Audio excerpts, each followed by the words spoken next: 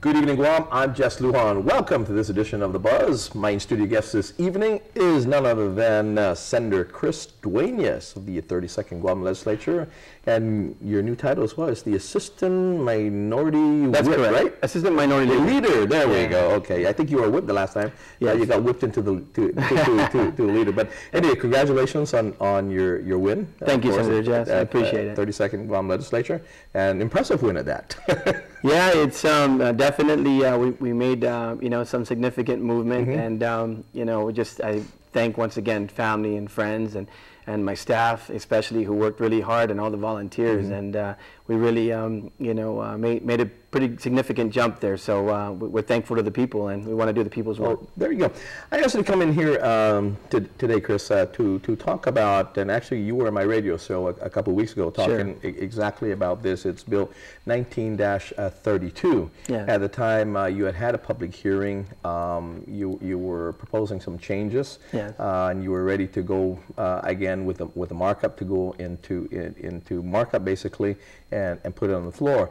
There has been since, I guess, some concerns by the Attorney General's office, but even before that, let's go back to the genesis, because you I guess in a nutshell, a lot of people were caught by surprise, even the tax folks, the folks that are involved in bingo and whatever form of gaming that they're involved with. I mean, undertaken as nonprofit, they were surprised by it. Nobody knew about the rules and regulations except for Senator Chris Duenas and his staff. Jess, Senator, that was a real surprise even to us. When we did the research, first of all, the genesis of the bill, myself and Senator Tommy Morrison and Senator B.J. Cruz, over the years have been talking to athletes and some of the, especially the elite athletes that are trying to go to the Olympics under a number of different federations and the like. And they had some concerns that first and foremost, they thought that not enough revenue was being distributed within the organization, particularly GNOC. But we said, let that handle itself in terms of those internal issues. But in terms of generating the revenue, we did the research based on what type of taxation was being paid and what was the intent of the law that allowed for it to begin with. And then, of course, we did our research stateside with how normal lotteries and what kind of revenue it generates for activities, sporting activities, education, and the like. And we saw a huge, gap there. And so we proposed, particularly, to take this limited gaming operation that we've allowed, and we thought was through the promulgated rules and regulations coming out of the 26th Guam Legislature, to move forward. And we thought that the 4% that was prescribed there, was pretty modest. And so we prescribed it to increase to 20% in order to capture revenues that we, based on our estimates, would generate somewhere between $800,000, maybe $1 million a year. And to take that money and to put it where it was designed to be under the promulgated rules and regulations, and that was with Department of Parks and Recreation, Department of Education, to enhance facilities at the village level. But let's go back to that too, because these are the things that we discussed on radio. Senator, is this fact now? You did not designate these entities to receive those monies. That's correct. These were based on the promulgated rules and regulations. That's correct. Adopted on Public Law 26-52. Right. So basically, all you did was extract that and said, hey, wait a minute, because there's no money being generated for these entities based on gaming activities going on here in Guam. How come nothing is going in? Athletes are coming to us, and nothing is going about here. So the bill that you introduced, 19-32, was basically you extracted the rules and regulations promulgated in 26-52. Right.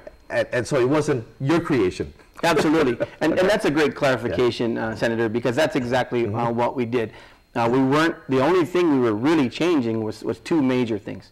One is that there was supposed to have been seated a commission to be able to really follow through on the promulgated rules and regulations and see to it that this limited gaming was being enforced properly. Well, since that's been difficult, we thought in the interim we would have the director assume those responsibilities so we can get this facilitated and moving and start generating the revenue. And the second thing, of course, and one of the most important things, was to see if it would be reasonable to raise the percentage from 4% to 20. But you're exactly right. We did not create anything new.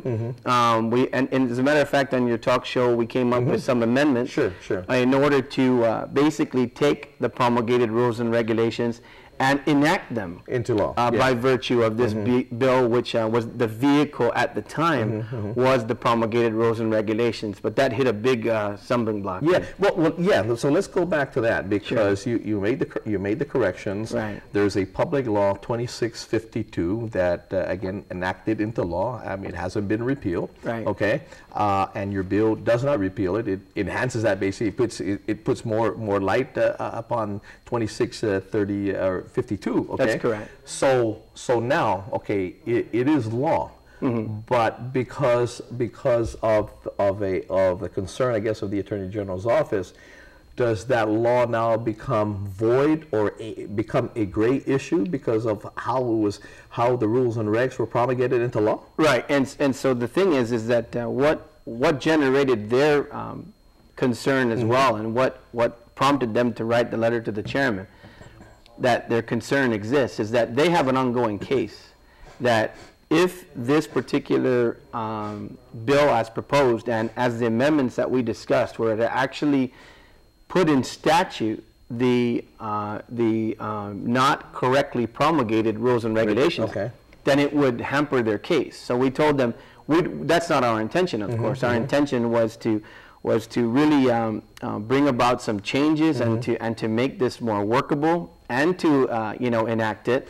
And so basically, in light of that, we basically discovered that they essentially said, these rules and regulations, as far as we're concerned, don't exist, even though they were published and codified. But let me ask you this, because it was published and codified, okay, and we're going to go on a break. But let me just set this up, the scenario, okay.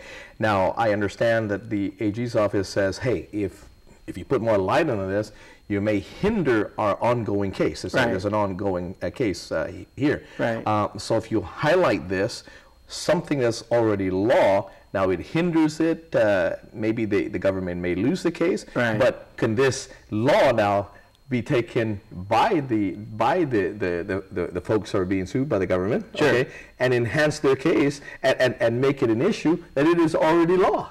Well, and therein lies the difficulty. But here's what I think came out of the meeting. Okay, but I tell you, hold on to that, because we got to take a break. We'll be right back. More with Senator Chris Duenas when we return.